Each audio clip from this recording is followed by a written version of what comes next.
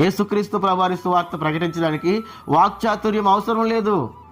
మనుషుల్ని మోసం చేయడానికి కావాలి వాక్చాతుర్యం, మనుషుల్ని మభ్యపెట్టడానికి కావాలి వాక్చాతుర్యం. యేసుక్రీస్తు ప్రభు సువార్తను ప్రకటించడానికి వాక్చాతుర్యం అవసరం లేదు. 4 మాటలు. యేసుప్రభుని నమ్ముకోండి, రక్షించబడతారు. యేసుప్రభు నీ నా పాపాల కోసం సిలువలో చనిపోయాడు, మన పాపాల కొరకే క్రయధనం చెల్లించాడు. ఆయన నమ్ముకుంటే పరలోకము, మోక్షరాజ్యము, నిత్యరాజ్యము. ఈ 4 మాటలు చెప్పడానికి డిగ్రీ లేదు. ఈ 4 మాటలు కూడా చెప్పలేని స్థితిలో నేడు క్రైస్తవులు ఉన్నారు. యేసుక్రీస్తు ప్రభువారు ఒక ఉపమానం చెబుతాడు. మత్తయి సువార్త 25వ అధ్యాయంలో ఒక యజమానుడు తన దాసులకు ఏం చేస్తాడు? ఒకరికి 5 తలాంతులు, ఒకరికి 2 తలాంతులు, ఒకరికి 1 తలాంతు ఇస్తాడు. 5 తలాంతులు తీసుకెళ్ళిన వ్యక్తి కష్టపడి ప్రయాసపడి ఇంకొక 5 సంపాదిస్తాడు.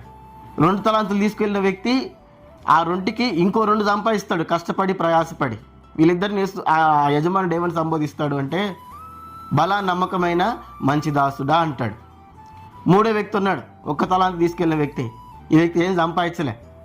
అతను చూసి ఆయన ఏమన్నాడో తెలుసా? సోమరివైన చెడ్డదాసుడా. ఏమన్నాడు? సోమరివైన చెడ్డదాసుడా. ఆ మాటను బాగా పరిశీలించండి. ఆయన పనికి మాలిన వాడా అనలేదు. పనికి మాలిన వాడా అంటే పనికి రానివాడు అని అర్థం. ఆ మాట అనలేదు. వ్యర్థుడా అనలేదు. ఏమన్నాడు? సోమరివైన చెడ్డదాసుడా. అంటే అతడు ఫలించకుండా ఇంకొకటి సంపాదించకుండా అడ్డగించింది ఏంటిది? సోమరితనం. అదే నిర్లక్ష్యం. అంటే ఆ వ్యక్తి ఆ ఒకదానికి అర్హుడు. ఆ ఒకటి ఉపయోగించి ఇంకొకటి సంపాదించగలిగినటువంటి సామర్థ్యం కలిగిన వాడు. కానీ అతనిలో ఉన్నటువంటి గుణగణం ఏంటిది? సోమరితనం. ఆ సోమరితనం వల్లనే అతడు ఇంకో తలాంతును సంపాదించలేకపోయాడు. నేడు అనేక మంది క్రైస్తవుల్లో ఇదే ప్రధానమైనటువంటి సమస్య. ఏంటిది? సోమరితనం. ఇంకో మాటలో చెప్పాలి అంటే నిర్లక్ష్యం. ఈరోజు క్రైస్తవులు సోమరితనంతో నిర్లక్ష్యంతో ఉన్నారు. ఒక్క మాట గుర్తుపెట్టుకోండి, నువ్వు పనికి రాని వాడువైతే, పనికి మాలిన వాళ్ళమైతే యేసు ప్రభు మనల్ని ఎన్నుకోడు. ఆ ఉపమానంలో పనికి మాలిన వాళ్ళకి ఇవ్వలేదు ఆయన. ఎవరి సామర్థ్యానికి తగ్గట్టుగా వాళ్ళకి తలాంతులు ఇచ్చాడు. వాళ్ళు పనికి మాలిన వాళ్ళు కాదు, పనికొచ్చే వాళ్ళే. మొదటివాడు పని చేశాడు, రెండోవాడు పని చేశాడు, మూడోవాడు పని చేయలేదు.